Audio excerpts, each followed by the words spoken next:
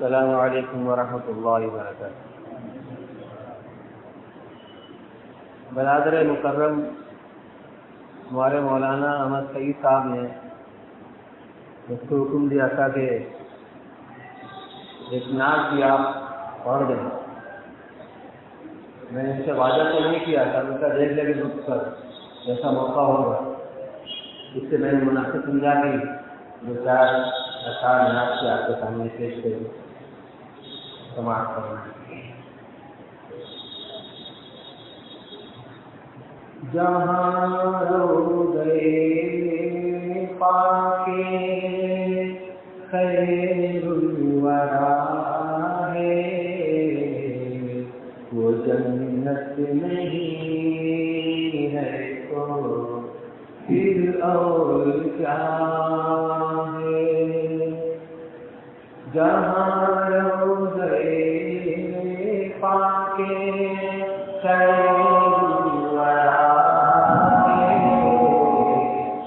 جنت نہیں ہے تو پھر اور کیا ہے۔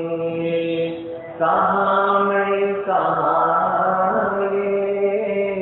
مدینے کی گلیاں، یہ قسمت نہیں ہے تو پھر اور کیا ہے۔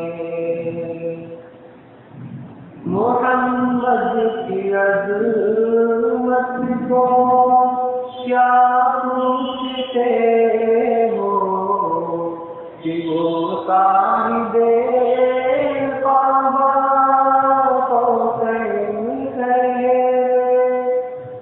محمد کی عظمت کو کیا پوچھتے ہو کہ وہ صاحب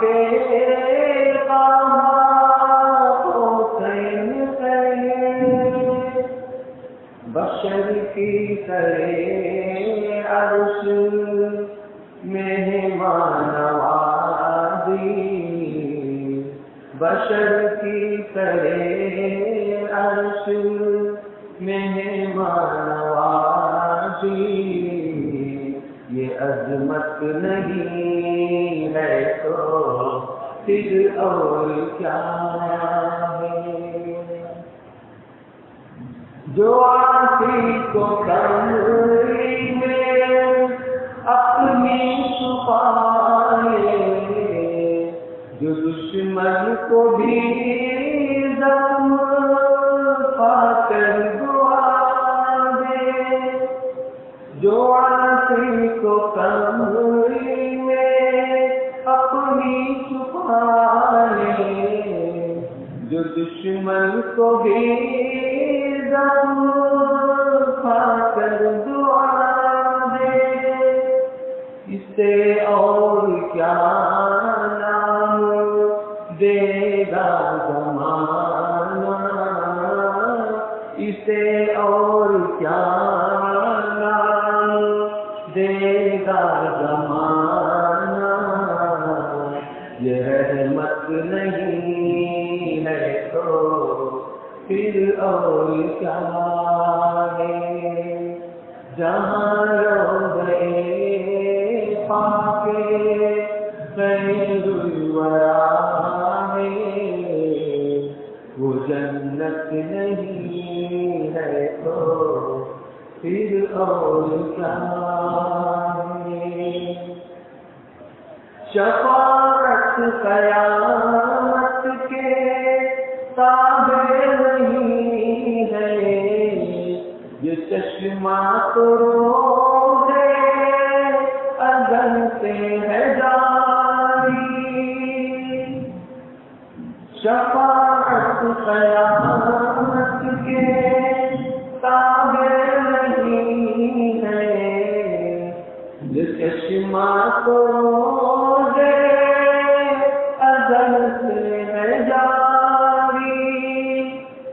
گنہگار بندوں پہ لطف مسلسل، گنہگار بندوں پہ لطف مسلسل شفاعت نہیں ہے تو پھر اور کیا ہے؟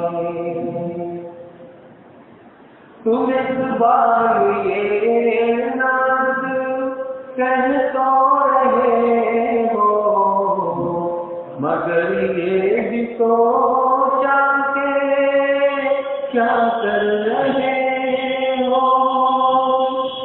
تم اس بار یہ ناز کہہ تو رہے ہو مگر یہ بھی سوچا کیا کر رہے ہو؟ کہاں تم کہاں مجمع ممدوح رضوان، کہاں تم کہاں مجمع ممدوح رضوان، یہ جرأت نہیں ہے تو پھر اور کیا ہے؟ جہاں روضہ پاک خیر الورا ہے وہ جنت نہیں ہے تو پھر اور کیا ہے؟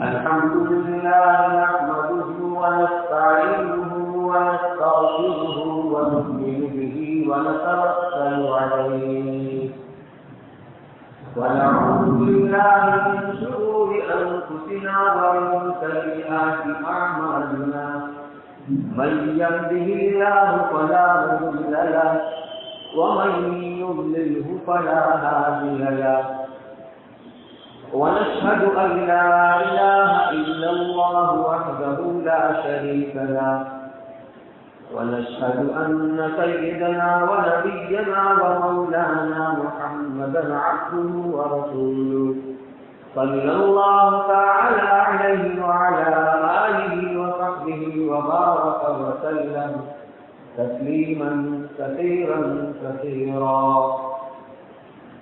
أما بعد فأعوذ بالله من الشيطان الرجيم. بسم الله الرحمن الرحيم. ربنا وابعث فيهم رسولا منهم يتلو عليهم آياته ويعلمهم الكتاب والحكمة ويزكيهم إنك أنت العزيز الحكيم. اللهم صل على سيدنا محمد وعلى آل سيدنا محمد وبارك وسلم. اللهم صل على سيدنا محمد وعلى آل سيدنا محمد وبارك وسلم. اللهم صل على سيدنا محمد وعلى آل سيدنا محمد وبارك وسلم. رب اشرح لي صدري ويسر لي أمري واحلل عقدة من لساني يفقهوا قولي. رب اشرح لي صدري ويسر لي أمري واحلل عقدة من لساني يفقهوا قولي. رب اشرح لي صدري ويسر لي أمري واحلل عقدة من لساني يفقهوا قولي.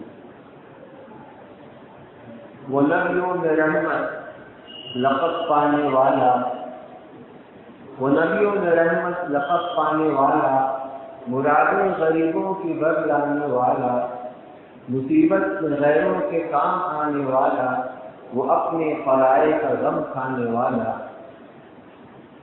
وہ اپنے پرائے کا غم کھانے والا، بدندیش کے دل میں گھر کرنے والا، بدندیش کے دل میں گھر کرنے والا، مفاسد کو زیر و زبر کرنے والا، قواعد کو شیر و شکر کرنے والا، اتر کر ہرا سے کوئی قوم آیا، عورت نے خیر دنیا ساتھ لایا۔ محترم علماء کرام،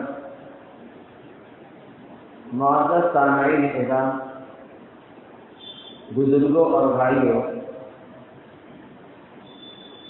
سب سے پہلے میں صمیم قلب سے منتظرین اجلاس کو اس بات کے لیے مبارکباد پیش کرتا ہوں کہ انہوں نے سیرت النبی اور اصلاح معاشرہ کے عنوان سے سلسلہ وار 5 روزہ جلسہ منعقد کرنے کا بیڑا اٹھایا، اور آج کی اس کی آخری تاریخ اور آخری دن ہے۔ یہ میری خوش قسمتی ہے کہ مجھے اس مبارک مجلس میں نہ صرف یہ کی شرکت کا موقع ملا،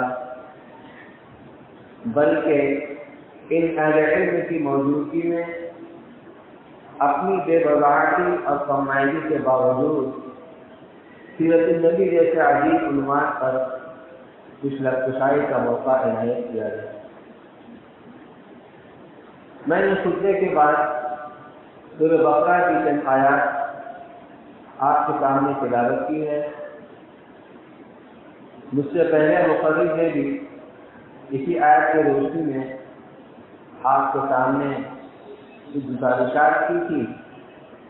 میں تھوڑے سے اضافے کے ساتھ کی بات کو آگے بڑھانا چاہتا ہوں۔ یہ آیت دراصل سیدنا ابراہیم اور اسماعیل علیہ السلام کی دعا کا ایک حصہ اور ایک ٹکڑا ہے، اس کو قرآن نے نقل کیا ہے۔ اصل بات کی طرف آنے سے پہلے میں مناسب سمجھتا ہوں کہ اس دعا کا پس منظر بھی ہمارے سامنے آ جائے۔ قرآن نے الف لام میم جو پہلا پارہ ہے اس کے آخر میں ابراہیم علیہ السلام کی دعاؤں کو ذکر کیا ہے۔ خانہ کعبہ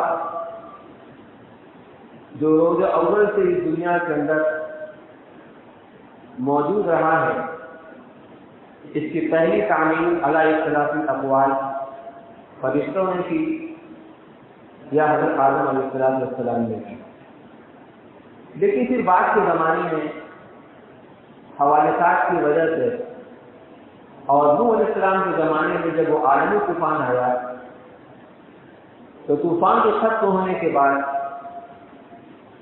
کیچڑ، مٹی اور کچھ ٹیلے کے اندر اس کی بنیادیں ڈوب ہو گئی۔ جب اللہ تعالیٰ کو منظور ہوا کہ اس کے گھر کی تعمیر کی جائے تو اللہ تعالیٰ نے یہ سعادت حضرت ابراہیم اور اس کے صاحبزادے حضرت اسماعیل علیہ السلام کے قسمت پہ لکھی تھی، ان کو اس سعادت کو سرفراز فرمایا اور حکم دیا کہ میرے گھر کی تعمیر کی جائے۔ چنانچہ ابراہیم علیہ السلام اپنے صاحبزادہ حضرت اسماعیل علیہ السلام کے ساتھ مل کر کے حضرت جبریل علیہ السلام کی اس سے شاندہی کے اوپر جہاں خانہ کعبہ کی بنیادیں موجود تھیں، انہیں بنیادوں کے اوپر اس کی دیوار اٹھا رہے تھے، تعمیر کر رہے تھے۔ اسی درمیان ایک واقعہ یہ پیش آیا۔ دستور یہ ہے کہ جب آدمی زمین پر کھڑا ہو کر دیواروں کو اٹھاتا ہے، ایک حد تک زمین پر کھڑے پڑے وہ کام ہو جاتا ہے، لیکن جب مزید اس کو اونچی کرنا ہوتا ہے تو ضرورت پڑتی ہے پائپ لگانے تاکہ آدمی اونچا ہو کر مزید دیواروں کو بلند کر سکے۔ تو اسماعیل علیہ السلام ایک پتھر اٹھا کر لائے جس پر حضرت ابراہیم علیہ السلام کھڑے ہو کر کے مزید خانہ کعبہ کی دیواروں کو بلند کر رہے تھے۔ من جانب اللہ بطور معجزہ کے سیدنا حضرت ابراہیم علیہ السلام کے قدموں کے نشانات اس پتھر کے اندر بہت گہرے نشان ہیں، اور جیسے ضرورت پڑتی تھی اس دیوار کو اونچی کرنے کی تو من کرین کی طرح جس طرح کرین ہوتا ہے، وہ پتھر اونچا ہوتا تھا اور ہر میں ضرورت نیچا ہوتا تھا۔ وہی پتھر ہے جو مقام ابراہیم کے اندر خانہ کعبہ کے سامنے مقام کے اندر جو گنبد نما قبے کے اندر موجود ہے۔ تو یہ حضرات خانہ کعبہ کی دیواروں کو اٹھا رہے تھے اور اللہ سے دعائیں کرتے جا رہے تھے۔ اس کو قرآن نے نسخہ یوں کھینچا ہے، وَإِذْ يَرْفَعُ إِبْرَاهِيمُ الْقَوَاعِدَ مِنَ الْبَيْتِ وَإِسْمَاعِيلُ رَبَّنَا تَقَبَّلْ مِنَّا إِنَّكَ أَنْتَ السَّمِيعُ الْعَلِيمُ۔ اور وقت بھی یاد کرنے کے قابل ہے جب حضرت ابراہیم اور اسماعیل علیہ السلام بیت اللہ کی دیواروں کو اٹھاتے جا رہے تھے اور زبان سے اللہ تعالیٰ سے دعائیں کرتے جا رہے تھے۔ کیا دعا تھی؟ ربنا تقبل منا انک انت السمیع العلیم، اے ہمارے رب ہماری اس خدمت کا آپ قبول فرمائیں۔ عمل کتنا بھی اعلیٰ سے اعلیٰ ہو، عمدہ سے عمدہ ہو، دیکھتے ہیں بہت بڑا عمل ہو، لیکن اصل قبولیت اللہ قبول کر لے تو چھوٹا عمل بہت۔ یہ نبیوں کی یہی کوشش ہوتی تھی، نبی تو نبی ہوتے ہیں، وہ بھی اللہ کریم کہ پروردگار ہماری خدمت کو قبول فرمائے۔ آگے فرمایا ربنا واجعلنا مسلمین لک، اے ہمارے رب ہم دونوں باپ بیٹوں کو اپنا تابعدار بنائے رکھیے، فرمانبردار بنائے رکھیے۔ کس چیز کی دعا کر رہے ہیں؟ اسلام کی دعا کرنا۔ انہی نے اس امت کا نام مسلمان رکھا ہے۔ مسلمان کا مطلب کیا ہوتا ہے؟ مسلمان کی قوم نہیں ہے، مسلمان کا مطلب جو اللہ تعالیٰ کی مکمل تابعدار فرمانبردار ہو۔ فارسی میں اس کا ترجمہ کرتے ہیں گردن نہادن۔ جب جانور اپنے مالک کے سامنے اپنے مکمل تابعداری کے اظہار کرتا ہے تو اس کے قدموں میں اپنے گردن کو ڈال دیا کرتا ہے کہ جو حکم مالک۔ تو مسلمان اسے کہتے ہیں جو شریعت کے احکام کے آگے سر تسلیم خم کر دے، چاہے ہمارے سمجھ میں آئے چاہے نہ آئے، لیکن اس شریعت کا حکم مقدم رہے گا۔ نبی اللہ نے دعا مانگ رہے ربنا واجعلنا مسلمین لک، ہم دونوں کو اپنا اعلیٰ درجے کا فرمانبردار اور تابعدار بنائے رکھیں۔ واجعل من ذریتنا امة مسلمة لک ومن ذریتنا امة مسلمة لک، اور ہماری نسلوں میں سے بھی، ہماری اولاد میں سے بھی ایک جماعت ہو، ایک امت ہو جو آپ کی مکمل فرمانبردار اور تابعدار۔ وَأَرِنَا مَنَاسِكَنَا وَتُبْ عَلَيْنَا إِنَّكَ أَنْتَ التَّوَّابُ الرَّحِيمُ، اور ہمیں ہماری عبادتوں کا بالخصوص ہمیں حج کا طریقہ ہمیں بتا دیجیے اور ہمارے حال پر عنایت کے ساتھ توجہ رکھیے، بلا شبہ آپ توبہ قبول کرنے والے ہیں، بہت رحم کرنے والے۔ اسی میں آگے ابراہیم علیہ السلام یہ دعا فرمائی ربنا وابعث فیہم رسولا منہم، اے پروردگار ہماری اولاد میں، ہماری ذریت کے اندر ایک نبی، ایک رسول، ایک پیغمبر بھیج جو انہی میں سے ہو، یتلو علیہم آیاتی، اس کا کام یہ ہو کہ وہ ان کے سامنے آپ کی آیات پڑھ پڑھ کر سنائے، وَيُعَلِّمُهُمُ الْكِتَابَ وَالْحِکْمَةَ، اور انہیں کتاب کی تعلیم دے اور انہیں حکمت کی تعلیم دے، وَيُزَكِّيهِمْ، اور ان کا تزکیہ کرے، ان کے دلوں کو ظاہری اور باطنی ہر طرح کی نجاست زندگی سے پاک صاف کرے۔ إِنَّكَ أَنْتَ الْعَزِيزُ الْحَكِيمُ، بلا شبہ آپ غالب ہیں، زبردست ہیں اور حکمت والے ہیں، آپ کا کوئی کم حکمت سے خالی نہیں ہوتا۔ حدیث کے اندر ہے کہ جب ابراہیم علیہ السلام اور اسماعیل علیہ السلام نے دعا مانگی تو اللہ تعالیٰ کی طرف سے جواب آیا کہ تمہاری دعا قبول ہو گئی اور وہ نبی آخری زمانے میں بھیجے جائیں گے۔ مسند احمد کی روایت کے اندر اللہ کے رسول صلی اللہ علیہ وسلم فرماتے ہیں کہ میں اللہ کے نزدیک خاتم النبیین اسی وقت سے تھا جب ابھی آدم علیہ السلام پیدا بھی نہیں ہوئے تھے، بلکہ وہ مٹی و پانی کے اندر سے ان کا خمیر تیار ہو رہا تھا، تب سے میں اللہ کے نزدیک خاتم النبیین تھا۔ اور آگے آپ نے فرمایا میں اپنے باپ ابراہیم علیہ السلام کی دعا، عیسیٰ ابن مریم کی بشارت جس کو سورہ صد کے اندر فرمایا گیا وَإِذْ قَالَ عِيسَى ابْنُ مَرْيَمَ يَا بَنِي إِسْرَائِيلَ إِنِّي رَسُولُ اللَّهِ إِلَيْكُمْ مُصَدِّقًا لِمَا بَيْنَ يَدَيَّ مِنَ التَّوْرَاةِ وَمُبَشِّرًا بِرَسُولٍ يَأْتِي مِن بَعْدِي اسْمُهُ أَحْمَدُ، میرے بعد ایک رسول آئے ہیں جن کا نام احمد ہوگا۔ تو میں اپنے باپ ابراہیم علیہ السلام کی دعا، عیسیٰ ابن مریم کی بشارت اور اپنی والدہ مالکہ کی خاک کا مظہر اور اس کا مصداق ہے۔ قرآن میں 2 جگہ اور بھی آپ کی بعثت کو انہی الفاظ کے ساتھ انہی مضامین کو بیان کیا گیا ہے، تھوڑے بہت فرق کے ساتھ، ایک آل عمران کے اندر اور ایک سورہ جمعہ کے اندر، جس سے معلوم ہوتا ہے دعا کرنے میں اسماعیل علیہ السلام ابراہیم علیہ السلام کے شریک تھے، اس لیے اسماعیل علیہ السلام کی نسل کے اندر صرف اور صرف حضور اکرم صلی اللہ علیہ وسلم نبی اور پیغمبر ہوئے ہیں۔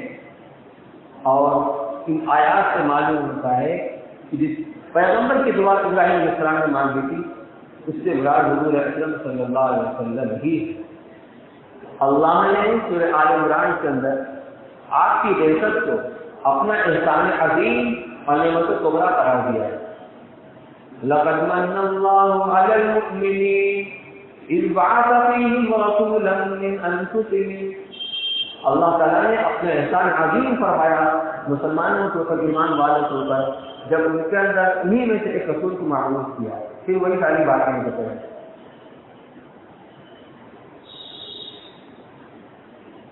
یہ اللہ کی بہت بڑی نعمت، کیونکہ نبی وہ بھی عالمی نبی اب وہ آخری نبی جنہوں نے دنیا میں آ کر اللہ کی پہچان کرائی، اللہ کے رضا کو سوچنے کے طریقوں کو بتایا، انسانیت کا درس دیا،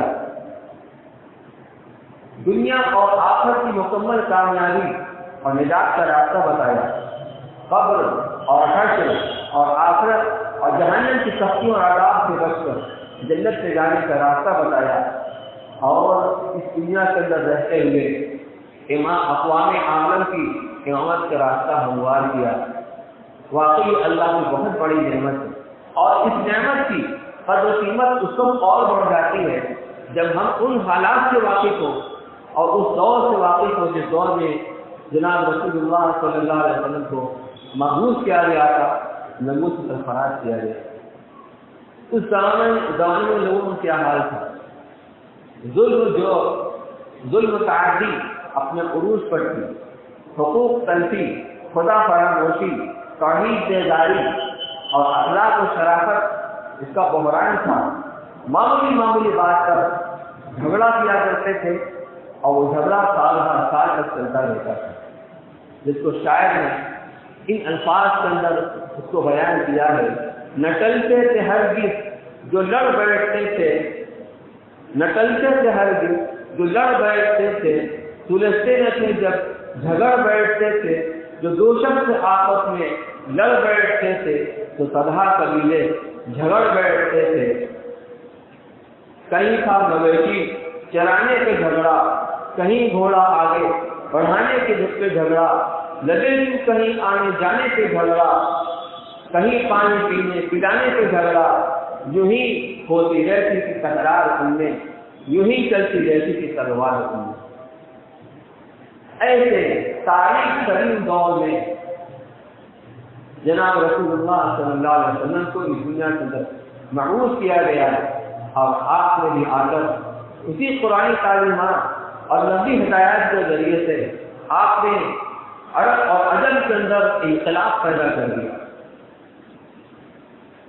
انسانیت کا درس دیا، انسانیت کا احترام سکھایا، انسانوں کے ساتھ مل کر آپس میں جینے کا طریقہ سکھایا۔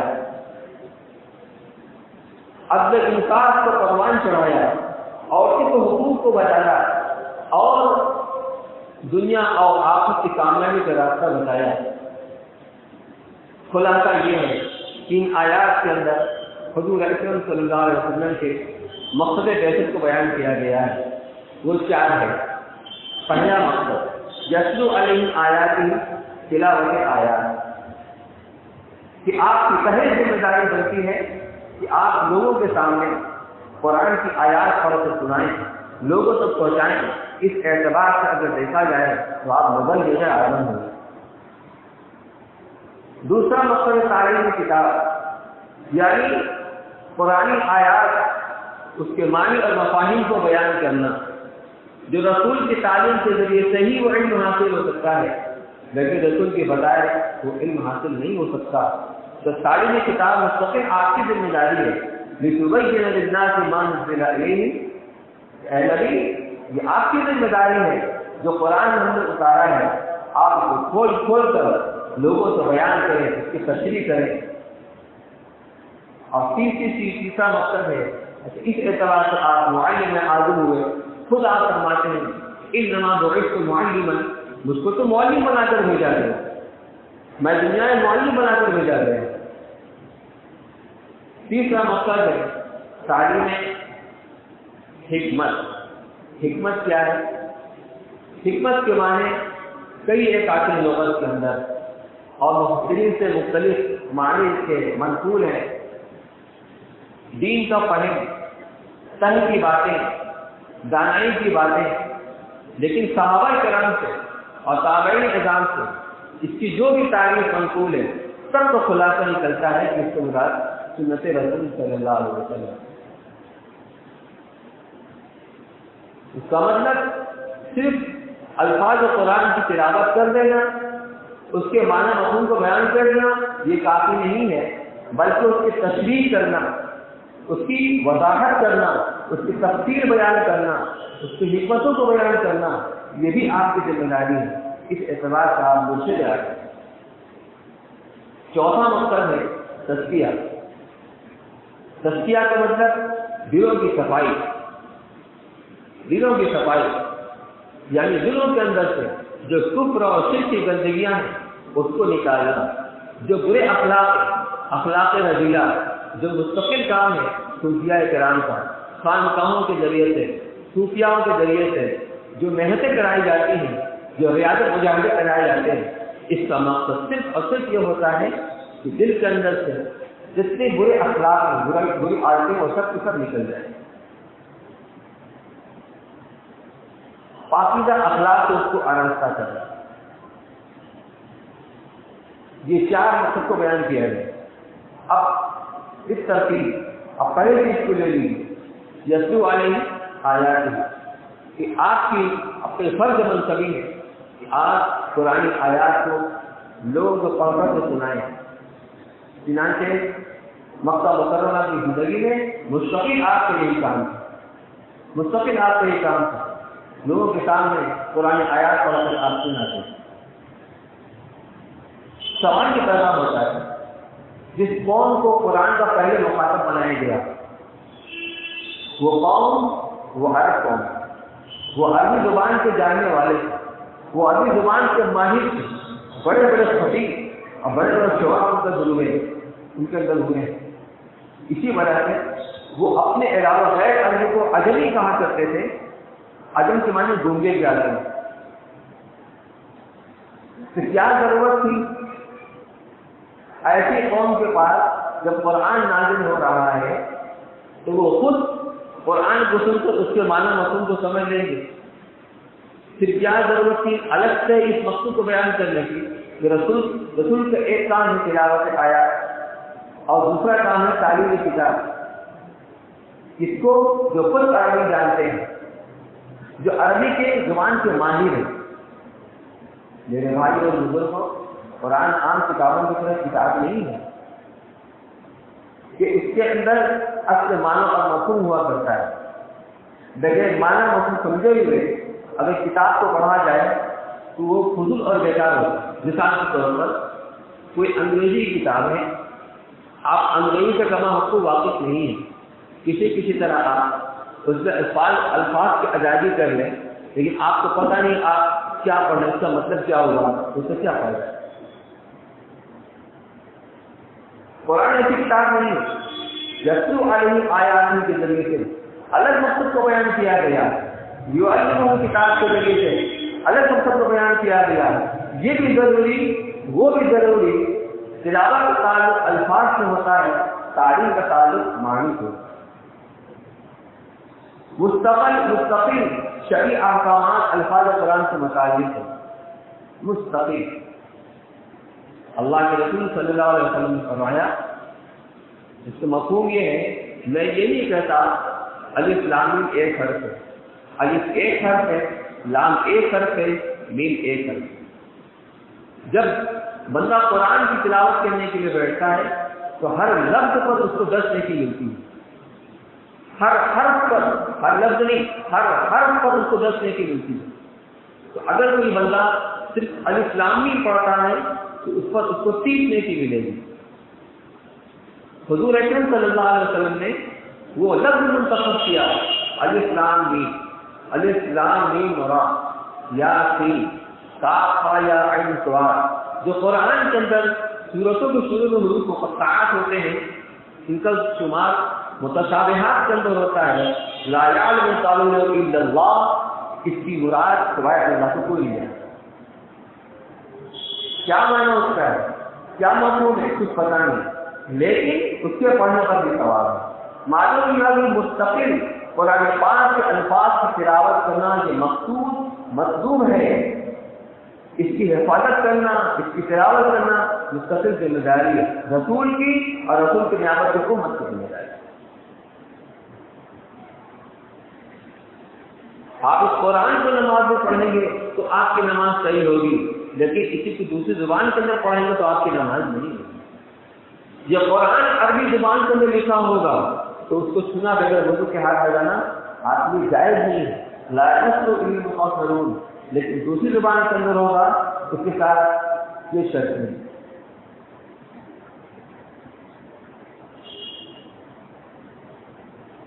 اصول فقہ کے اندر لکھا ہوا ہے کہ القرآن هو النظم والمعنى جميعا، کہ قرآن الفاظ اور معنی کے مجموعہ کا نام ہے، صرف معنی کا نام قرآن نہیں، صرف لفظ کا نام قرآن نہیں، دونوں کے مجموعہ کا نام قرآن ہے۔ اس لیے وہ حضرات صحابہ کرام جو صاحب زبان ہونے کے باوجود، سب کچھ جاننے کے باوجود، اپنی زبان سے ماہر ہونے کے باوجود مستقل تلاوت قرآن کو اپنا مشغلہ بنایا۔ حضرت عثمان رضی اللہ عنہ ایک رات میں پورا قرآن ختم کر لیتے، ہفتہ میں تو قرآن ختم کرنا یہ عام تھا، اس سے زیادہ لوگ قرآن پڑھتے تھے جو صاحب زبان تھے۔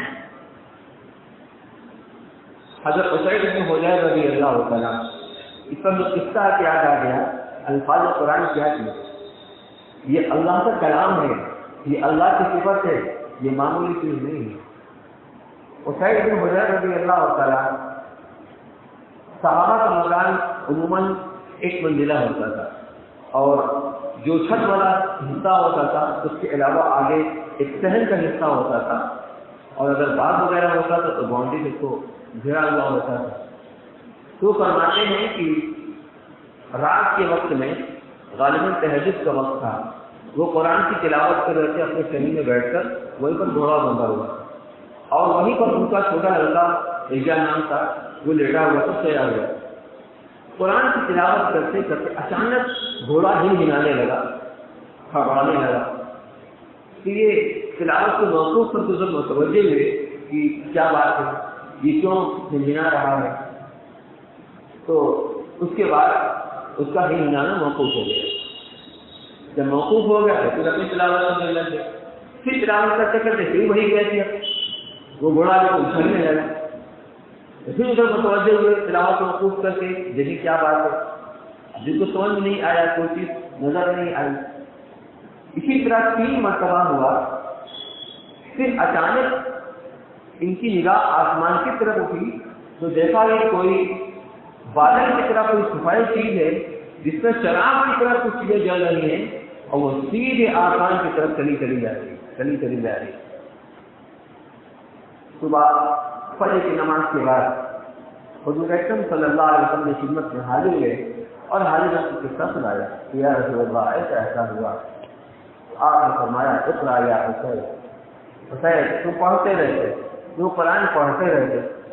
کہا یا رسول اللہ مجھے اپنے بیٹے رجا کے اوپر اندیشہ ہوا کہیں گھوڑا اس کے اوپر نہ اچھل کود مچائے, اس کو نقصان نہ پہنچ جائے, اس سے میں نے محسوس کر دیا. کہ حسین تم پڑھتے رہتے کہ صبح ہو جاتی تو لوگ دیکھتے, جانتے وہ کیا کہ وہ فرشتے سے تمہارا قرآن سننے کے لیے آئے. اس قرآن سے ہمارا معاملہ کیا ہے؟ رمضان کے علاوہ دوسرے ایام میں ہم کتنا قرآن کو پڑھنے کا اہتمام کرتے ہیں. میرے بھائیوں, یہ اس امت کا قرآن امتیاز ہے. وقت میں واقع عرض کرتا جس سے اندازہ ہوتا کہ اس قرآن کو مٹانے کے لیے باطل آج کتنے پیسے خرچ کر رہا ہے, کتنی محنت کر رہا ہے, لیکن اللہ تعالیٰ نے اس کی حفاظت کی ذمہ داری لی ہے.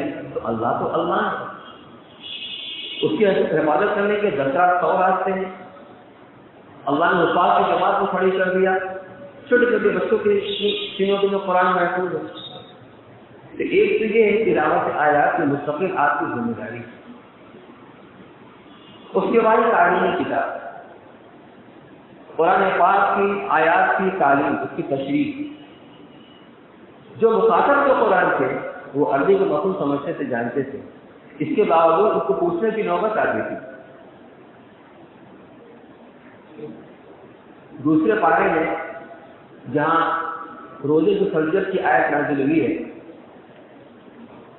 یا ایھا الذین آمنوا کتب علیکم الصیام, آگے چل کر ایک جگہ فرمایا گیا وَكُلُوا وَاشْرَبُوا حَتَّى يَتَبَيَّنَ لَكُمُ الْخَيْطُ الْأَسْوَدُ مِنَ الْخَيْطِ الْأَبْيَضِ حَتَّى يَتَبَيَّنَ لَكُمُ الْخَيْطُ الْأَبْيَضُ مِنَ الْخَيْطِ الْأَسْوَدِ مِنَ الْفَجْرِ. کہ تم رمضان کی راتوں میں تم کھا پی سکتے ہو. کل وشرب کا مطلب یعنی کہ رات بھر کھاتے رہو پیتے رہو, یعنی تمہارے لیے اب مبارک. روزہ شروع ہوتا ہے شروع تاریخ سے اور مکمل ہوتا ہے, ختم ہوتا ہے غروب آفتاب پر. تو جب آفتاب غروب ہو گیا اب تمہارے لیے کھانا پینا مبارک. تم رات بھر چاہو تو کھا پی سکتے ہو. جو ممانعت تھی روزے کے حالت میں وہ ممانعت ختم ہو گئی. کھانا پینا اور اپنی جنسی خواہش پوری کرنا صحیح طریقے پر اب سب کی عبادت اجازت ہو گئی. حتیٰ یتبین لکم الخیط الاسود یتبین لکم الخیط الاسود من الخیط الابیض من الفجر.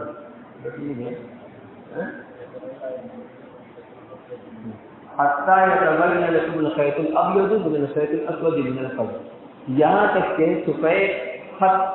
سفید دھاگا سیاہ خط یا سیاہ دھاگے سے ممتاز ہو جائے, نمایاں ہو جائے. رات کی تاریکی میں سفید دھاگا اور سیاہ دھاگا میں امتیاز نہیں ہو سکتا. اس تاریکی کی وجہ سے نظر نہیں آئے گا. یہاں مراد یہ تھا کہ صبح صادق کی سفیدی جب نظر آ جائے, اب وہ کھانے پینے کا وقت جو مباح تھا وہ ختم ہو گیا, روزے کا وقت شروع ہو گیا. حضرت عدی بن حاتم رضی اللہ تعالیٰ اپنے تکیہ کے نیچے ایک سیاہ دھاگا اور ایک سفید دھاگا رکھ کر سویا کرتے تھے, بار بار دیکھتے تھے کہ امتیاز ہوا کہ نہیں, امتیاز ہوا کہ نہیں. جب اللہ کے رسول صلی اللہ علیہ وسلم کو معلوم ہوا کہ عدی تمہارا تکیہ تو بہت بڑا ہے, سارا آسمان اس کے اندر آ گیا. ارے اس سے مراد وہ افق کی سفیدی ہے. جب صبح صادق کے وقت میں افق کے اوپر سفید چاندنا اور روشنی نظر آتی ہے وہ مراد صاحب زبان سے. لیکن آپ کو اس کی تشریح کرنی پڑے گی, اس کو بتانا پڑا کہ نہیں یہاں یہ مطلب نہیں ہے بلکہ یہ مطلب ہے. حضرت ابوبکر صدیق رضی اللہ عنہ ایک مرتبہ حضور اکرم صلی اللہ علیہ وسلم کی خدمت میں آئے اور آ کر کے انہوں نے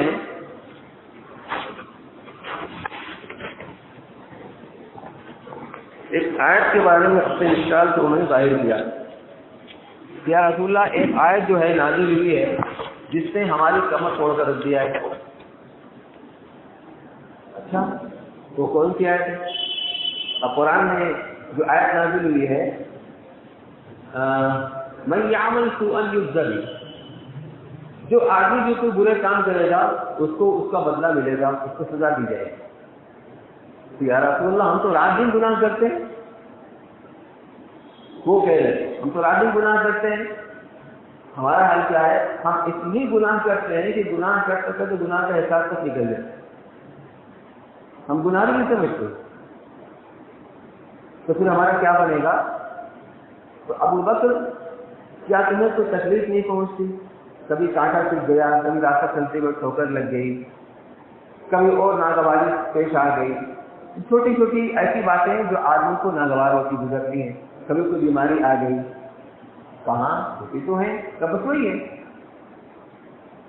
تو ان کو بھی سمجھانا پڑتا۔ اسی طریقے سے ایک جگہ وہ آیت نازل ہوئی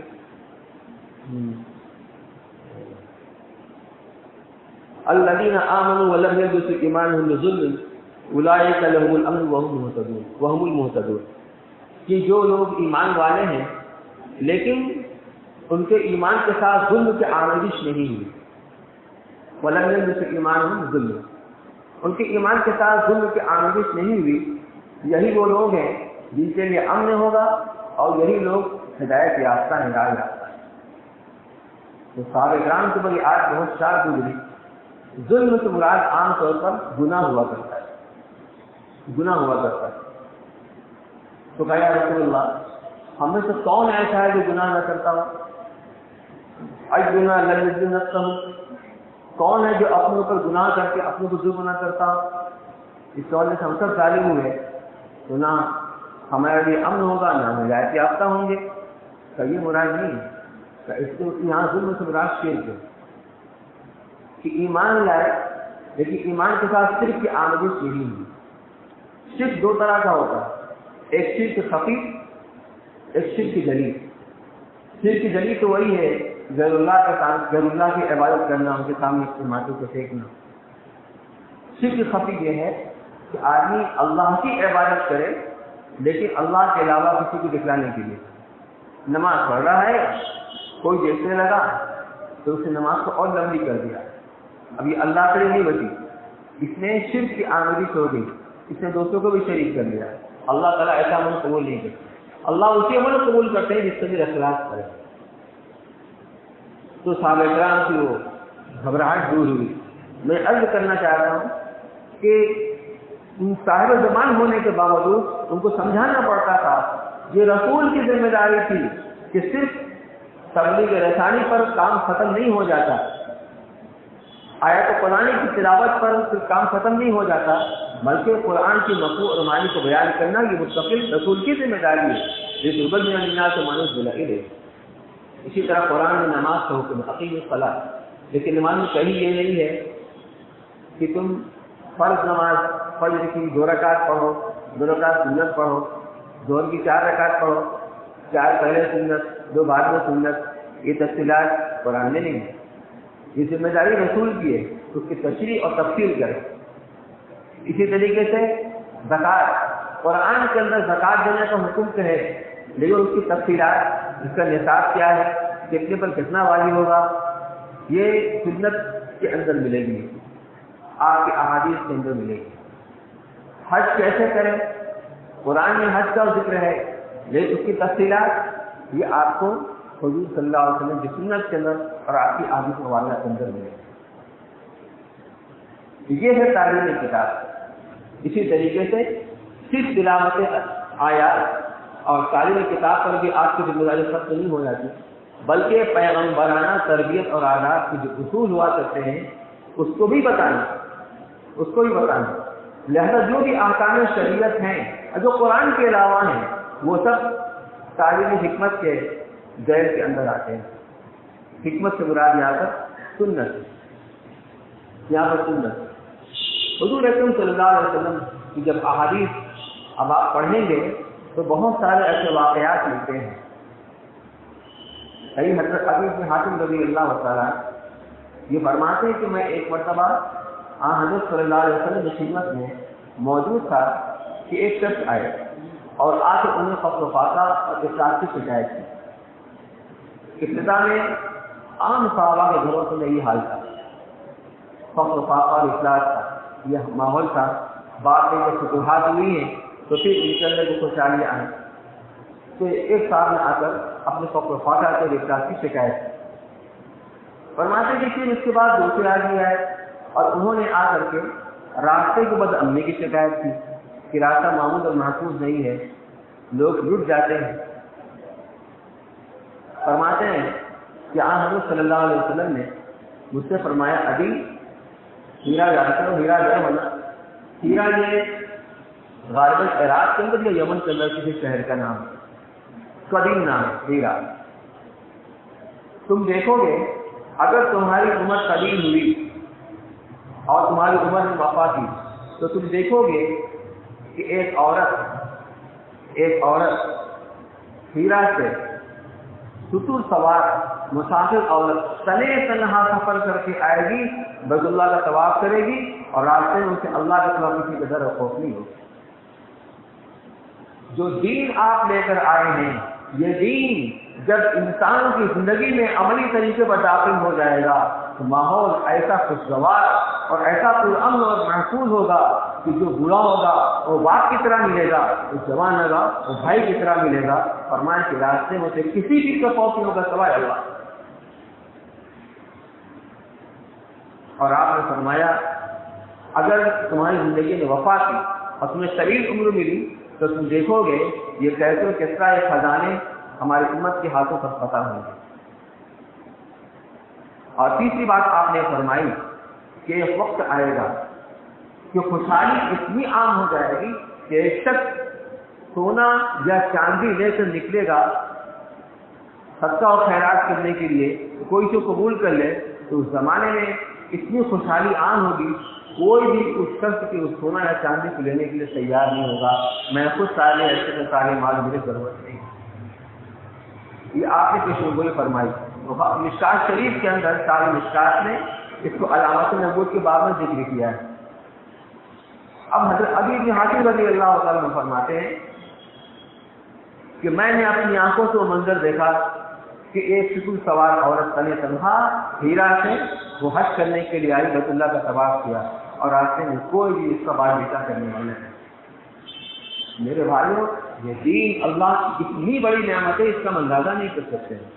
اس کو یوں سمجھ لیجیے جب کسی ماحول کے اندر 100% دین زندہ ہو جائے گا تو جو باہر سے آنے والا اس ماحول کے اندر آ کر ایسا محسوس کرے گا جیسے کوئی مئی جون کی گرمی میں جب باہر چلچلاتی ہوئی دھوپ میں پسینے میں شرابور جب کسی کمرے کے اندر اے سی کے اندر آ جاتا ہے اس کا روا اس کا سال ہو جاتا ہے اور ٹھنڈک کو محسوس کرتا ہے، ایسی محسوس کرے گا۔ فرماتے کہ جن صحابہ کرام نے کس طرح کے خزانے کو فتح کیا تھا اس میں بھی شامل تھا۔ وہ دونوں تو پیشن گوئی پوری ہو گئی، میں نے اپنی آنکھوں سے اس کا مشاہدہ کر لیا۔ اور تیسری پیشن گوئی کے بارے میں فرماتے ہیں وہ وقت تم دیکھو گے، اپنے شاگردوں میں فرماتے ہیں مخاطب میں، وہ وقت آئے گا قرب قیامت کے اندر، ایک وقت ایسا آئے گا جب عیسیٰ علیہ السلام اس دنیا میں تشریف لائیں گے اور جتنی دنیا کی باطل قومیں ہیں ان سے مقابلہ ہوگا۔ اس مقابلے کے اندر اتنے لوگ مارے جائیں گے، خود مسلمان بھی اتنی تعداد میں شہید ہوں گے۔ حدیث کے اندر آتا ہے یوں سمجھ لو کہ 199، لیکن باطل کی کمر ٹوٹ جائے گی، اس کے بعد باطل کے اندر حکومت کرنے کا کوئی دائرہ جذبہ پیدا نہیں ہوگا، باطل ختم ہو جائے گا۔ اتنا مال غنیمت ہاتھ لگے گا کہ ہر آدمی اس کے پاس ڈھیروں مال ہوگا، سونا چاندی کے بکیرے ہوں گے۔ اس وقت وہ صدقہ و خیرات کے مال لے کے نکلے اور کوئی تو قبول کر لے تو قبول کرنے کو تیار نہیں ہے۔ یہ مالی غنیمت پھر جو مال حاصل ہوتا ہے انتہائی پاکیزہ مال ہوتا ہے۔ مال کو قرآن کے اندر خیر کہا گیا ہے، وَإِنَّهُ يُحِبُّ الْخَيْرِ لَشَدِيدٌ۔ اسی سے جڑی بات ہے، اس کی اس کو بھی عرض کرتا ہوں۔ ایک موقع پر آپ نے دنیا کی برائی کو بیان کروایا۔ دنیا کا مطلب جب آدمی مال و دولت کے اندر لگتا ہے، اگر اپنے فرائض کو قربان کر کے اور جائز ناجائز کے حدود کو کا کوئی امتیاز نہ ہو، تو اس طریقے سے دنیا کی قباحت اور برائی کے سامنے آتی ہے۔ تو ایک صحابی نے عرض کیا کہ اللہ کے رسول اوایات خیر الشر، کیا خیر بھی شر کے آنے کا سبب بن سکتی ہے؟ مال تو خیر ہے، ہم جو جہاد کرتے ہیں اور مال غنیمت ہمیں حاصل ہوتا ہے تو انتہائی یعنی پاکیزہ مال ہوا کرتا ہے، ہم کو سیدھے راستے سے جائز راستے سے ملتا ہے، انتہائی پاکیزہ مال ہوتا ہے، تو کیا یہ مال بھی برائی کے لانے کا ذریعہ سبب بن سکتا ہے؟ صحابہ کہتے ہیں کہ یہ سن کر آپ خاموش ہو، اور ہمیں ایسا محسوس ہوا کہ آپ لگتا ہے کہ وہی کے انتظار میں کہ اللہ کی طرف سے کوئی حکم آ جائے تو پھر اس کو بیان کیا جائے۔ پھر آپ کی سن کر وہی کیفیت طاری ہوئی جو عموماً وہی کے نازل ہونے کے وقت طاری ہوتی تھی کہ پسینے سے شرابور ہو جائے کرتے تھے۔ سخت سردی کے زمانے میں بھی اس وحی کے بول پر عظمت ہوئے، تو کچھ دیر کے بعد آپ اپنے پسینے کو پوچھا اپنے پیشانی سے، اس کے بعد کہاں مسکرائی، وہ سوال کرنے والے وہ کہاں گئے؟ صحابہ کہتے ہیں کہ آپ نے ان کی تحقیر فرمائی، ان کی جملہ سوال کی، پھر آپ نے اس کی وضاحت کروائی، یہ ہم سب اس کے مخاطب ہیں۔ پھر آپ نے فرمایا بات یہ ہے کہ خیر شر کے آنے کا ذریعہ سبب نہیں بنا کرتا، خیر تو خیر ہے، کوئی باہری علت ہوتی ہے، کوئی خارجی علت ہوتی ہے جو شر کا سبب بن جاتی ہے۔ آپ نے مثال سمجھایا، مثال سے یوں سمجھو کہ سبزہ جب موسم بہار کے اندر سبزہ اور نباتات جب اگتے ہیں کثرت کے ساتھ تو جانور ان کو کھانا شروع کرتے ہیں، اور کچھ جانور وہ ہوتے ہیں کہ بے حساب کھا لیتے ہیں، اتنا کھا لیتے ہیں کہ ان کا پیٹ کھل جاتا ہے، اور وہ سبزہ جو زندگی کی علامت تھی، جو ان کا چارہ ان کا کھانا تھا، جس کے اوپر ان کی زندگی موقوف تھی، جب حد سے زیادہ کھا لیا تو پیٹ پھلا کر جانور کو مار دیتا ہے،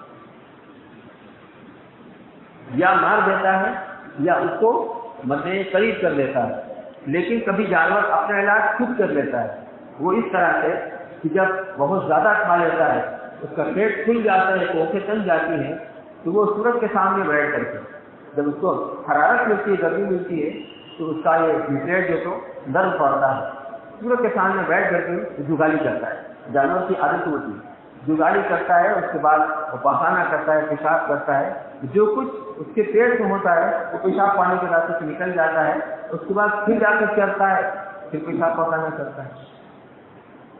اس میں آپ یہ سمجھا رہے ہیں کہ جب دنیا کو ایک حد تک اختیار کیا جائے گا، آدمی جائز ذرائع سے دنیا کو حاصل کرے گا جس میں ناجائز کا دخل نہ ہو، جھوٹ نہ ہو، سود نہ ہو، حق تلفی نہ ہو، وعدہ خلافی نہ ہو، کوئی بھی غلط کام اس کے اندر نہ ہو، نہ نماز کو چھوڑ کر نہ کسی فرائض کو قربان کر کے جائز طریقے سے اعتدال کے ساتھ دنیا کو حاصل کیا جائے گا، اس کے مواقع میں خرچ کیا جائے گا، اپنی جائز ضرورتوں پر فضول خرچی نہ ہو، اسراف نہ ہو، گناہ سے بے خرچ نہ ہو، تو یہ خیر فنعم المعونۃ فنعم المعونۃ ہی یہ بہترین مدد ہے آخرت کے درجات کو حاصل کرنے کے لیے۔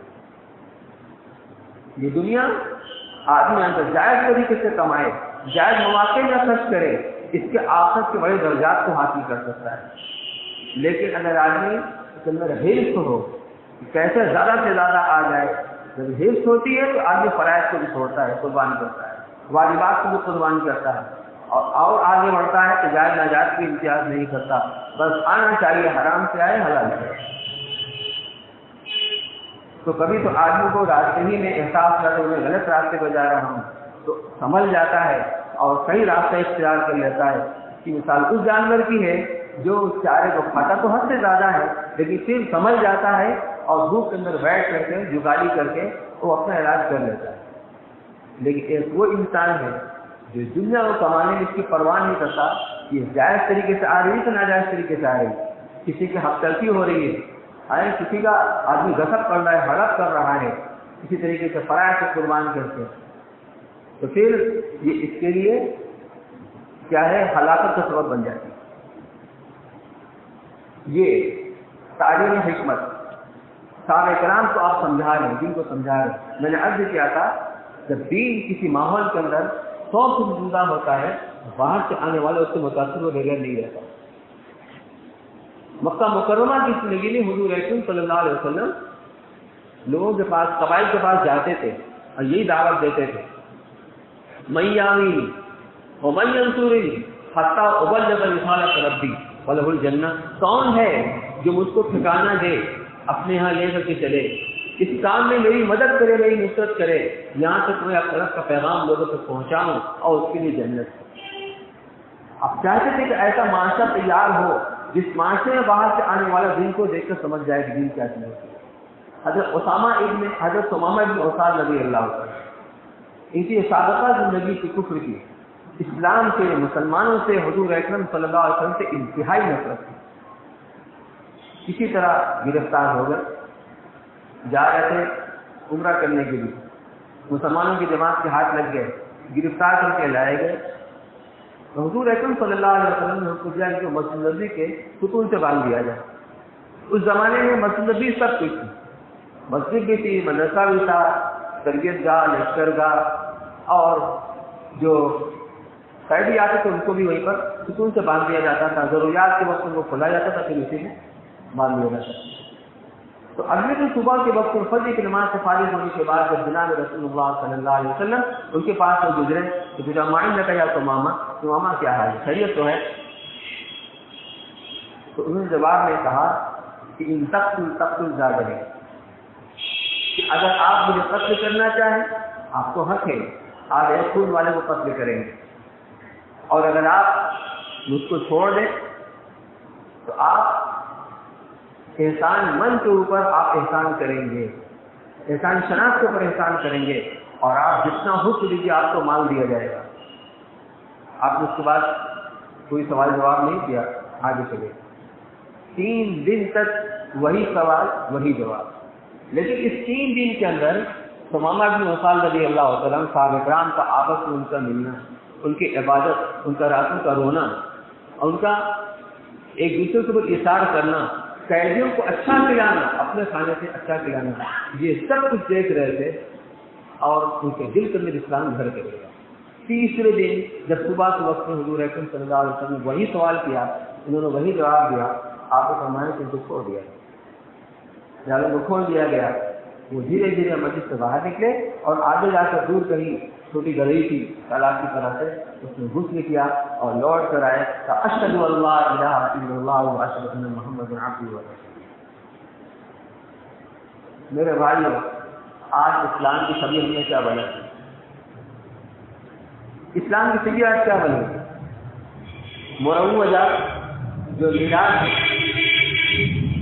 عید میلاد النبی، جو اس وقت ہمارے معاشرے میں چل رہا ہے، نہ قرآن سے ثابت ہے، نہ حدیث سے ثابت ہے، نہ حضور اکرم صلی اللہ علیہ وسلم نے اپنی حیات میں کبھی عید میلاد النبی کو منایا، نہ آپ کے بعد خلفاء اربعہ نے بنایا۔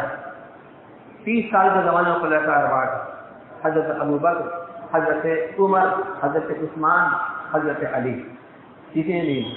کیا ان کو حضور سے محبت نہیں تھی؟ ہم تو تصور نہیں کر سکتے ہیں ان کی محبت کا، لیکن انہوں نے محبت کا حق ادا کیا۔ محبت کسے کہتے ہیں؟ شاعر کہتا ہے، تعصل الہ وتوضع حبہ، کہ تم اللہ کی نافرمانی کرتے ہو اور دعویٰ کرتے ہو اس سے محبت کا۔ حالا لعمری فی الفعال بدیع، میری عمر کی قسم یہ چیز عجیب و غریب ہے۔ لو کان حبک صادقا لاطعتہ، اگر تمہاری محبت سچی ہوتی تو تم اپنے محبوب کی اطاعت کرتے، جس سے تم محبت کرتے ہو اس کی اطاعت کرتے، اس کے نقش قدم پر چلتے۔ ان المحب لمن يحب يطيع، جو حقیقی محب ہوتا ہے، جو سچا عاشق ہوتا ہے، وہ اپنے محبوب کے نقش قدم پر چلتا ہے، انہیں قدم بقدم چلتا ہے۔ حضرت ابن عمر رضی اللہ تعالیٰ ان کا جذبہ یہاں تک تھا کہ حضور اکرم صلی اللہ علیہ وسلم کسی سفر میں جا رہے ہیں، غالب حج کا سفر تھا، راستے میں کہیں آپ کو تقاضا ہوا، اپنی اونٹ کو سواری کو روکا اور راستے سے اتر کے ایک طرف ہو کر کے آپ نے پیشاب فرمایا۔ حضرت ابن عمر رضی اللہ تعالیٰ جب اس جگہ سے گزرے ہیں تو اپنے اونٹ کو روکا، شاگردوں نے پوچھا حضرت خیریت تو ہے؟ کچھ جواب نہیں دیا، گئے اسی جگہ بیٹھے، اس طرح بیٹھے جیسے کوئی کسی کو پیشاب کرنا ہو لیکن پیشاب نہیں کیا، تو اٹھ کر آئے اور بیٹھ کر چلو آگے چلو۔ تو ساتھی نے صاحب نے پوچھا کہ حضرت جب تک سمجھ نہیں آیا کہ آپ کس طرح سے رکے اور اترے اور بیٹھے تو یا آپ کو پیشاب کا تقاضا ہے، آپ نے پیشاب کو کیا نہیں، تو صحیح کہہ رہے ہیں۔ میں نے اپنی آقا جناب رسول اللہ صلی اللہ علیہ وسلم کو اس جگہ پیشاب کرتے ہوئے دیکھا تھا، میں نے اسے اتباع نہیں کیا۔ عبادت کے اندر اور عادات کے اندر بھی اپنی محدود چیز کو حضور اکرم صلی اللہ علیہ وسلم کی پسند کی وجہ سے اپنی ناپسند کو پسند بنا لیا۔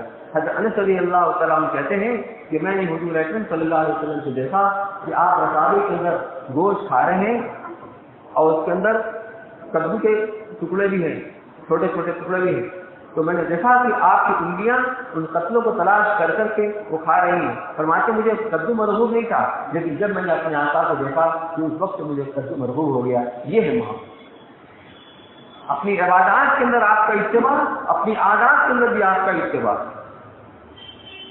ایک صحابی ہے، وہ دودھ کے رہنے والے تھے، جب قبیلہ مدینہ سے جب وہاں کا ڈیلیگیشن اور وفد آیا ہے مدینہ میں اسلام قبول کرنے کے لیے، تو جس وقت وہ آئے ہیں آقا کے بٹن کھلی ہوئی تھی، وہ گھنڈی کھلی ہوئی تھی، ان کو آقا کی یادداشت جچ گئی، اکثر کے دل کے اندر اس کے بعد سے زندگی بھر تک اپنے کتے کے بٹن نہیں لگایا۔ کیوں؟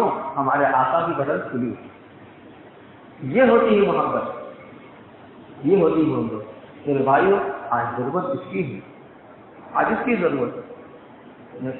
خلفاء اربعہ نے کیا، آخری صحابہ کا انتقال 130 ہجری کے اندر ہوا ہے، اس وقت تک اس کا وجود نہیں تھا۔ آخری صحابہ کا انتقال 180 ہجری کے اندر ہوا ہے، اس وقت تک اس کا وجود نہیں تھا مروزہ ولادت النبی کا، اور تبا تابعین کے پورے زمانے میں اس کا کوئی وجود نہیں تھا۔ سن 604 ہجری کے اندر اربل کے بادشاہ نے ابو سعود مظفر الدین نے، جو کہ بادشاہ تھا، تو اپنے معیار سے انہوں نے اس مجلس کا انعقاد کیا، مجلس میلاد النبی کا۔ جب انہوں نے کیا تو ان کے وزراء اور عمرا نے بھی کیا، اس طریقے سے بات آگے چلی۔ لیکن جب سے اس کی ایجاد ہوئی ہے تب سے علماء کرام اس پر نصیحت شروع کی۔ حضور اکرم صلی اللہ علیہ وسلم کی ولادت دارالعلوم دیوبند کے سابق محترم حضرت مولانا قاری محمد طیب صاحب رحمۃ اللہ علیہ نے اپنی تقریر میں فرمایا تھا کہ حضور اکرم صلی اللہ علیہ وسلم کی ولادت 2 مرتبہ ہوئی۔ اب آپ سوچیں کہ 2 مرتبہ کیسے؟ انسان تو ایک ہی بار پیدا ہوتا ہے۔ ہاں، ایک مرتبہ آپ کی ولادت ہوئی ہے محمد ابن عبداللہ کی حیثیت سے، اور 40 سال کے بعد آپ کی ولادت ہوئی ہے محمد رسول اللہ کی حیثیت سے۔ تو جب آپ دنیا میں تشریف لائے 12 ربیع الاول، یہ کوئی یقینی اور قطعی تاریخ نہیں ہے، 8 کی بھی ہے، 9 کی بھی روایت ہے، لیکن مشہور یہی ہے 12 ربیع الاول کو آپ دنیا میں تشریف لائے۔ تو 12 ربیع الاول کو آپ کے جمال کا ظہور ہوا، اور 40 سال کے بعد آپ کے کمال کا ظہور ہوا جب آپ کو نبوت سے سرفراز کیا گیا۔ ہوتا یہ ہے عام طور پر ان مروجہ مجلس میلاد کے اندر حضور صلی اللہ علیہ وسلم کے نبوت سے پہلے زندگی کو بیان کیا جاتا ہے۔ آپ کا قد مبارک ایسا تھا، آپ کی آنکھیں ایسی تھیں، آپ کے رخسار ایسے تھے، آپ کی زلفیں ایسی تھی۔ یقیناً حضور اکرم صلی اللہ علیہ وسلم کی جس طرح عبادت کا بیان کرنا، آپ کی معاشرت کا بیان کرنا، آپ کے معاملات کا بیان کرنا عبادت ہے، اسی طریقے سے آپ کی سیرت اور صورت کا بیان کرنا یہ بھی عبادت ہے۔ لیکن ہوتا کیا ہے، بقول اور صاحب رحمۃ اللہ علیہ کہ جو نبوت سے پہلے والی زندگی ہے اس میں کوئی ہمارے واسطے نمونہ عمل نہیں۔ ہم اپنا قد ویسا بنا لیں ہمارے حکم میں نہیں، ہم اپنے اثار ویسا بنا لیں یہ ہم نہیں کر سکتے۔ یہ عطائی چیز ہوا کرتی ہے۔ ہم سے پہلے کیسے مقرر میں وہ شعر پڑھا تھا نا، خلقت مبرأ من كل عیب کأنک قد خلقت کما تشاء، آپ ہر ایک چیز سے بے پاک و صاف پیدا ہوئے ہیں، جیسے کہ جیسا آپ چاہتے تھے ویسے ہی آپ پیدا ہوئے، کوئی کمی کوئی نقص آپ کے اندر نہیں۔ تو کمال آپ کا ظاہر ہوا 40 سال کے بعد جب آپ کو لوگوں سے سرفراز کیا گیا۔ تو اب اس میں کوئی نمونہ عمل تو ہے نہیں، کوئی مطالبہ عمل تو نہیں ہے۔ جب آپ کو وحی نازل ہوئی تب احکام کا نزول شروع ہوا، یہ کرو یہ کرو یہ کرو یہ مت کرو. یہ 40 سال کے بعد ہوا ہے. اس میں کرنا کرانا کچھ نہیں ہے، بل آپ کے اس حجہ مبارک کو بیان کر دیا. اور وہ روایتیں مسند ہوتی ہیں، غیر مسند ہوتی ہیں، اور بہت سے ہوتے کیا کچھ کھا پلا لیا، کچھ شریف تفصیل کر لی. کیا اسی لیے اللہ کے رسول صلی اللہ علیہ وسلم میں تشریف لائے؟ یہی مقصد تھا آپ کے آنے کا. وما ارسلنا من رسول الا ليطاع باذن الله. ہم کسی بھی رسول کو دنیا میں اسی لیے بھیجتے ہیں تاکہ باذن اللہ ان کی اطاعت کی جائے، ان کی اتباع کی جائے.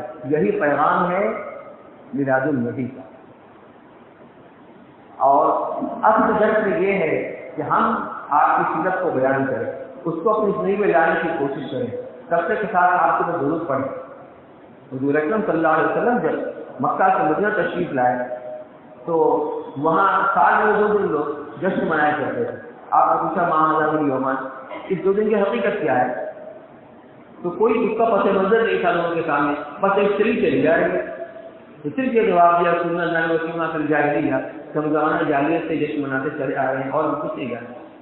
تو آپ نے فرمایا کہ اللہ تعالیٰ نے ان 2 دنوں کے بدلے میں تمہیں اس سے بہتر دن عطا فرمایا ہے.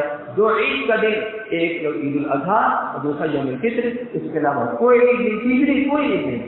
دین مکمل ہو چکا، اس کے اندر کوئی کمی نہیں ہے. تیسری کوئی عید نہیں. عید بس 2 ہی عید ہے. جہاں تک جشن منانے کا تعلق ہے، خوشی منانے کا تعلق ہے، ہم بھی خوشی مناتے ہیں.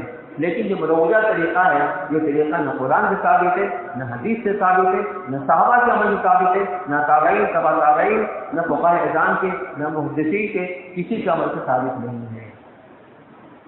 تو میرے بھائیوں، سب کا خلاصہ یہ ہے کہ اللہ کے رسول صلی اللہ علیہ وسلم کو جس مقصد کے دنیا سے بھیجا گیا اور آپ نے اس 23 سال کے عرصے میں ایک انقلاب برپا کر دیا، اس کی مثال دنیا میں نہیں ملتی. ضرورت اسی چیز کی ہے. فضول سمجھ کے اٹھا دیا تھا جس کو وہی چراغ جلاؤ جو روشنی ہوگی قیامت تک. دنیا اور آخرت کی کامیابی اور ہر مشکل سے نجات اور عزت جو کچھ مل سکتی ہے اسی دین کے راستے سے ملے گی. آج مسلمان ذلیل ہے، خار ہے، بے عزت ہے، بے حیثیت ہے. اس کی وجہ صرف اور صرف یہ ہے کہ زندگی دلچسپی ہے. ضرورت ہے اس بات کی کہ اس سنت کو، اس شریعت کو ہم اپنی زندگی میں اتارنے کی اور اس کے مطابق عمل کرنے کی کوشش کریں. اللہ تعالیٰ ہم سب کو عمل کرنے کی توفیق نصیب فرمائے.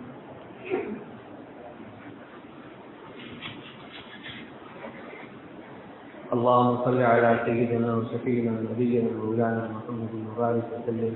ربنا ظلمنا انفسنا وان لم تغفر لنا وترحمنا لنكونن من الخاسرين. لا اله الا انت سبحانك اني كنت من الظالمين. لا اله الا انت سبحانك انا كنا من الظالمين. اللهم اهدنا واهدنا وجعلنا هادنا مهتدين. اللهم اهدنا واهدنا وجعلنا سببا لمن اهتدى. اللهم انا نسالك الهدى والتقى والعفاف والغنى. رب آت نفوسنا تقواها وزكها انت خير من زكاها انت وليها ومولاها. اللهم ان قلوبنا ونواتنا وجوارحنا بيدك لم تملكنا منه شيئا، فاذا فعلت ذلك بما كنت انت ولينا واهدنا الى سواء السبيل. اے اللہ ہم سب کے نوجوان کے دین کا قبول فرما. اے اللہ ہم سب کی چھوٹی بڑی تمام گناہوں کو معاف فرما. اے اللہ تو کریم ہے، اے اللہ تو رحیم ہے. اے اللہ اپنے کرم کا معاملہ فرما، اے اللہ رحم کا معاملہ فرما. یقین اے اللہ ہم گنہگار ہیں، سچ سے پیر کے گناہوں سے میں ڈوبے ہوئے ہیں.